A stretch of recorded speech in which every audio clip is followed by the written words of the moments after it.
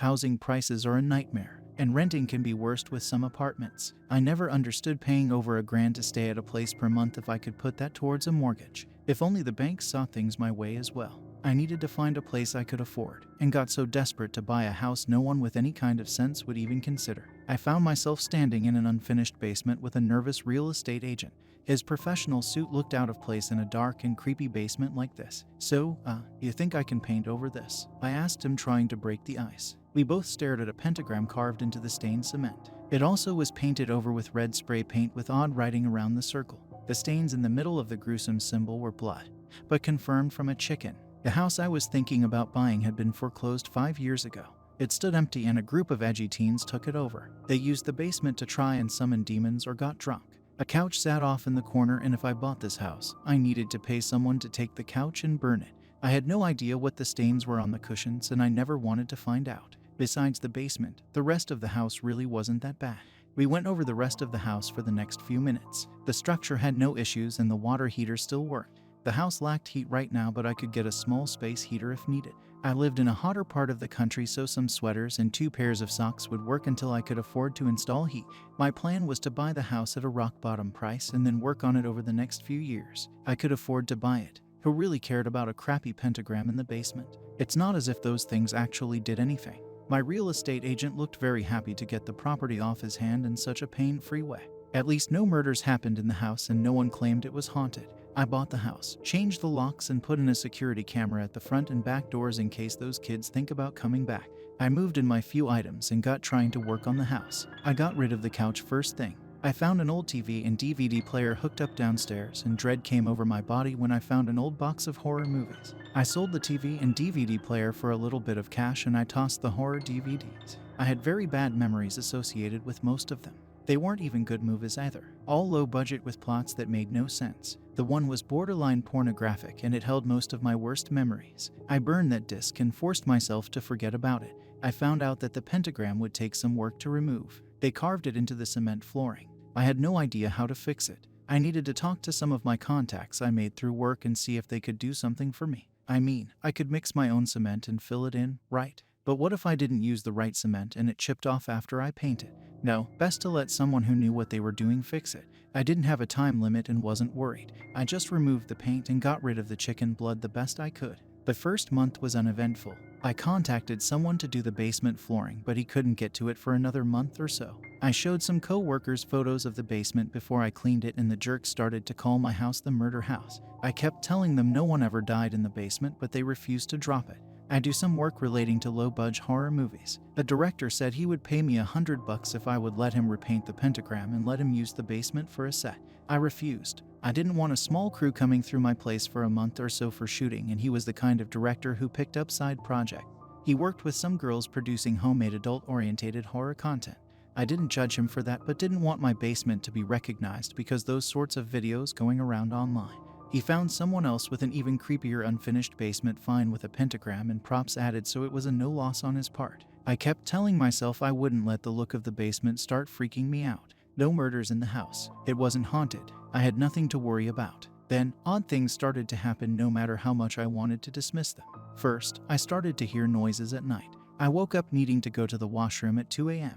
My body was on a timer I've never been able to fix. No matter when I drank last, I needed to pee at 2 in the morning. I struggled getting out of bed and braced myself for the cold darkness. I needed to pull out my sweater soon. A scratching noise made me stop. I strained my ears listening and even brought my feet back under my blankets in case a bug or rodent was moving around under my bed. After a few minutes, the sound went away. I tried to place what I heard. I slowly went out into the hallway and turned on every light and looked for any traces of what the noise could have been. After 30 minutes of looking, I heard a tree branch tapping against a window in a spare room. It was close enough to the sound I thought I heard. The next day, I trimmed back the branches thinking the nightly noises would be solved. Either way, the branches needed to be cut. I'd forgotten about the noise until I came home late one night. The sun already set and I came inside to get ready to crash for the rest of the night. My job kept me for too long and I just wanted to shower then sleep. I walked past the living room and noticed a box had fallen over. I owned a lot of horror movies, and I mean a lot. I tended to get a few copies from other people I worked with. I sometimes had doubles of the same movie and stored them in boxes. It felt wrong donating gifts, so I kept them to slowly give them to others who may enjoy the movies more. With people getting into streaming services, it got harder dumping DVDs on fans. I knew if I didn't put them away now, I wouldn't do it for another week.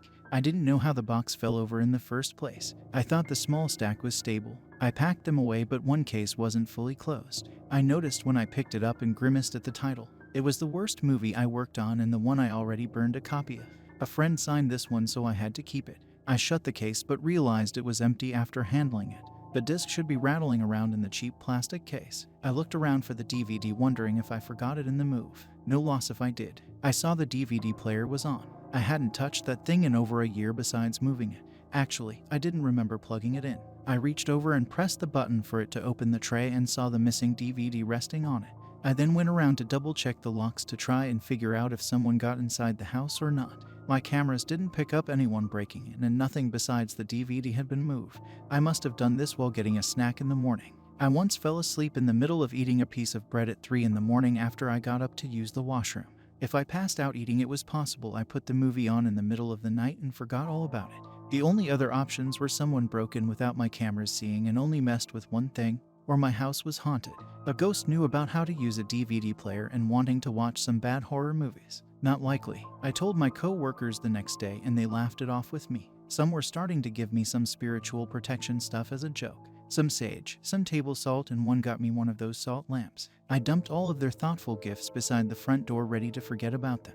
A month went by and I started to get uneasy. I was either sleeping, walking a lot, or going crazy. I heard small noises in the night, but they all had an explanation to them. From the wind to a mouse I caught and set free outside. I started to notice missing food. Not much, just enough for me to question it. I added another camera just in case a homeless person broke in somehow and was living inside my cupboards. I checked over the house a few times, seeing no signs of anyone living in the walls or the attic. Then something else happened I couldn't ignore. I got done working on repainting the god-awful kitchen cabinets and came into the living room to eat when I noticed something. The box to the DVDs was open, the cardboard flap sticking straight up. I went over to check on it and found a few spaces of missing DVDs. That was weird, but the weirder thing was I finally noticed my DVD player was missing. I barely ever used it, so I didn't even see the empty space on the shelf until I stared directly at it. It was one that opened up with a very small screen, but you could also plug it into your TV. I looked all over for that damn thing and to see if I saw any signs of someone breaking in. I still wasn't sure if I had a very crafty person secretly living with me or if I was walking around moving things asleep at night. The last place I looked was the basement. I hated it down there and did laundry as little as possible to avoid it. I found the DVD player hidden away in a dark corner, plugged in with the missing movies half hidden under an old sheet I've been meaning to throw out. I collected the items and booked it upstairs, freaked out. I barely slept that night, even after putting a chair under my doorknob in case someone was getting into my place. I didn't want to go to the cops just yet. I didn't have proof, so I set up some cameras inside my house, just a few to catch me sleepwalking or whatever else was happening. I caved and hired someone to bless the house, feeling stupid over the entire thing. It didn't cost too much, and what was the harm? If they were going around blessing houses instead of a real job, they clearly needed the cash. I spoke with a friend of mine who suggested I might have pissed off one of the actors we've worked with, and they started to mess with me. They could know a person who can hack into my camera feeds and make it seem like they weren't breaking into my place and moving things around. He suggested setting up some that weren't hooked up on Wi-Fi and recorded to a cloud storage, but directly into an internal storage to be reviewed later. I took his advice and kept a camera hidden pointing towards the front door under some coats. The noises in the night were starting to get to me. I even put a line of salt over the bathroom and my bedroom doorway. It couldn't hurt, right? And ghosts didn't like salt, right? With how little I slept, it wasn't likely I was behind moving things around while sleepwalking. I needed to get to the bottom of this. When my friend cemented over the pentagram, I finally got a full 8 hours of rest. I didn't realize what kind of effect that thing had on me until I was gone. The second night after the basement was returned to normal, all hell broke loose. Noises above my head woke me from a deep sleep. I jumped out bed listening to something moving around in the attic. I wrapped the blankets around me, heart racing. I listening, trying to gather the courage to go and see what the hell was up there. My teeth clamped tightly together from the fear of hearing rustling and moving above my head. A chattering came from the attic and my fear faded a bit. I thought I knew that kind of sound. I needed to open the pull-out ladder in the hallway to double check though. I would be pissed at myself if I got this scared at something I suspected to be up there. I grabbed some gloves, an old mask from one of the movies for protection. I pulled on the string to the ladder and dust came drifting down. I very slowly brought the ladder down.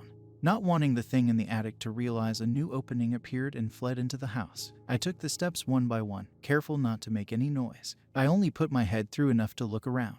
The attic cramped and smelled like years of dust build up. I switched the flashlight on. The chattering came again and I directed the light towards it. Two eyes reflected back in the darkness. We both froze in fear seeing each other. More of the warning chatters came and I sighed seeing a very scared raccoon looking back at me. This house been closed up for 5 years. I should have checked out the roof first to see if any animals could get in. I wasn't in the mood to get a rabies shot, so I slowly backed down. I closed the attic ready to call someone to deal with my new roommate in the morning. At least it didn't go for my face. This cheap mask wouldn't really do much to protect me. I didn't think I could sleep that night. I left the house giving the raccoon some space. I spent the rest of the night getting food at any places still open and driving around until I felt tired. I got back home before the sun rose. I hoped my new friend already left. Feeling tired as hell, I climbed the stairs ready for bed. Even knowing all my issues had perfectly reasonable explanation, I never cleaned up the salt lines. I felt foolish putting them down and even bothering burning the gifted sage. Now with the raccoon, I've been able to explain away nearly every strange event in the house. The salt been useless and disappearing over time from me stepping on them by accident, or I assumed that's what happened to the salt. I must have been very quiet getting home and going up the stairs because the other mystery roommate of mine didn't hear me. I wished it was just another raccoon roaming my house. I could have dealt with that. I reached the top of the stairs in mid-yawn and didn't see what waited for me for at first. At the bathroom doorway was a shape that made me freeze. My body refused to move no matter how much I wanted to scream. Something was hunched over, face against the floor, licking up the remaining salt with a long tube-like tongue. It sensed me looking at it and the head raised up, tangled black hair covering most of its face. The part of the face I saw nearly made me faint. I'd been stepping towards my bedroom and instead of trying to escape by running down the stairs, I only took a single step forward when the creature moved. It crawling up the walls and along the ceiling on 6 arms that were hidden under the long black hair. It dropped on top of me, pinning my body to the ground. The long and crooked fingers dug into my arms trying to keep me still. I kicked trying to get away. In my struggle, I only moved upwards by a few inches that made my sweater slip up to expose my stomach like an invitation for the monster to dig right in. The face drew back, and to my horror started to open up into sections. I've worked on horror movies and since they were so low budget, we never could manage a creature like this. All the monsters I've seen were terrible CGI or craft work splashed with a gallon of fake blood. The real thing was so much more terrifying I screamed louder than I ever did before. I kept screaming, unable to do anything as that mouth filled with pointed teeth traveling down into a pitch black hole of a throat got closer. My lungs emptied and I found myself coughing with tears in my eyes. The mouth so close, and yet it didn't take my face off. It slowly started to close back up to a more almost human face. The nose a bit flat and eyes wide and dark. It stared down and I gasped for air, mind blank from fear. "Michael Mills," the monster spoke in a low and raspy voice. I stayed still stunned. It knew my name. Well, of course, if it'd been inside the house for a while, it could have figured my name out easy enough. When it spoke again, it explained why it knew my name. I felt fear, but for an entirely different reason. Teen Scream Body Killers Part 3. Raspy voice, the same as any random horror fan I've come across in public. I started to shake my head. I would rather be eaten than anyone talk about that damn movie. It was the first one I agreed to be in and it ruined my life. I needed the money in collage. I needed the cash really bad. I cannot understate that fact. My dorm mate asked me to be an extra in a low-budget movie and I ended up being the lead role after the other actor backed out. I got me a few $100 and I thought doing an adult scene wouldn't be too bad. I mean, it wasn't real, right? I wasn't actually doing the deed on film, it was just shot as if I was. I did my job and tried to move on with my life. When the movie was released, a few other directors called me for other smaller parts. It changed the course of my life to be doing minor acting parts, but thankfully with no scenes and graphic as the first one. When I didn't find parts, I was offered to work on set and got pretty good at apply zombie or ghost makeup. I didn't even want to work on low-budget films like this. I had no chance of actually becoming a real actor and no one would ever hire me for something decent due to the movies I'd agreed to be in. I went to school for account for God's sake. I thought through all of this to put off the mortification of the monster somehow seeing that movie and recognizing me from it. "Please just kill me," I begged and half meant it. The monster let go of my arms and backed up. We both sat in the hallway, it sitting like a dog, all the arms moving around unsure of what to do. The creature wearing some torn up and stitched together clothing of mine I thought I lost in the move around its waist. The chest flat, so I assumed it to be a guy. This all begged the question of what this thing was and why it watched horror movies. "Have you been the one behind all the noises and things moving around?" I asked, arms sore from where he grabbed me. He kept looking everywhere but my direction. When I pulled down my sweater, he was finally able to make eye contact. I tried some food too. Not great, like the floor stuff. He commented in that creepy raspy voice. Salt worked great for demons and ghosts my ass. I wondered why the salt lamp looked a bit thin on one side. He must have been licking at that too. I reasonably wanted to be pissed off at this monster, but got lucky that he wasn't eating my face off. Can you leave and not kill me? And what even are you, and what are you doing in my house to start with? I asked, hoping for good answers. I came through from far away with the spell made in the ground. I'm stuck in this building. Cannot leave. You ruined the way back when I slept. No way of getting home. What I am? Not sure. Just me. What are you? Besides food and a story, man? He asked, eyes unblinking in my direction. Goddamn goth kids. They did bring a creature through their pentagram. They either didn't know they did, or saw this creature and bolted to not come back again. I ignored being food comment. I understood him not knowing what I was, or what to call himself. He wasn't human and was from a different world. I got extremely lucky I wasn't dealing with something that had more teeth. He must have been inside this house alone long enough to figure out how to work the TV and DVD player to watch the movies left behind. What were the chances I bought the house that a monster who was a fan of that trash was trapped inside? Can't I remake the pentagram and send you back? I offered. Not likely. You can try. May I request information? He asked suddenly, and I backed up, seeing a mouth full of sharp teeth after he smiled. I nodded and tensed up, ready for him to attack again. Do you know of a part 4? He asked, ignoring my personal space, and got up close to my face. I crawled back, trying to get away, only to have that ghastly face get closer and closer. Our noses nearly touching, and I lost my balance, falling backwards. The monster got out a pair of arms to catch me before I hit the ground.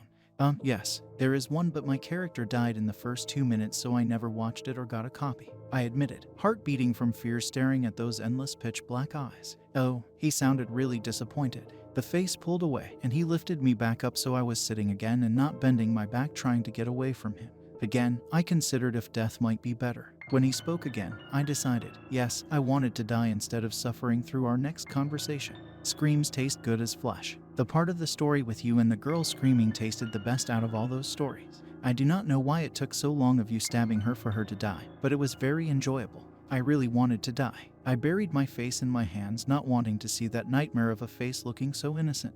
He really misunderstood that part. He brought of my traumatic dark past as if it was nothing. In the movie, I did stab the character after the terribly embarrassing act ended, but that was not all that happened in that scene. We weren't. I only stabbed her once. I corrected, feeling like I wanted to cry from embarrassment.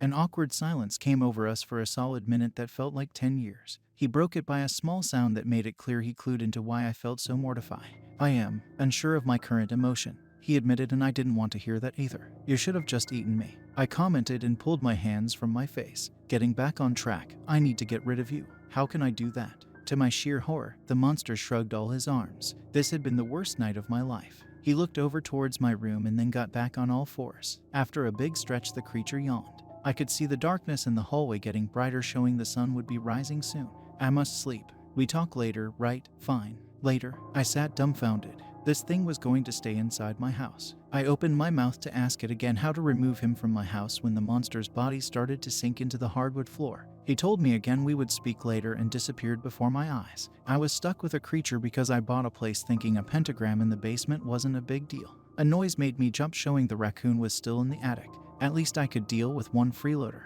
I went to work dead tired, but needed to take my mind off what happened. The bruises on my arms proving the encounter happened.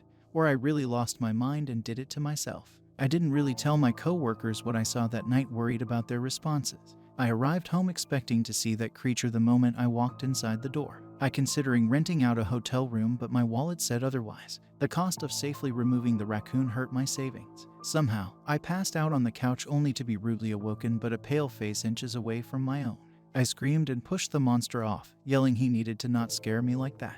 When my heart slowed down, we had a short talk about him hanging around. We both doubted I could figure out the right spell to send him home. Even if I could find an object, he claimed to have enough magic to send him back. He was stuck there for good, it seemed. I could move, but where would I go? The money I would make from selling the place wouldn't cover anything decent.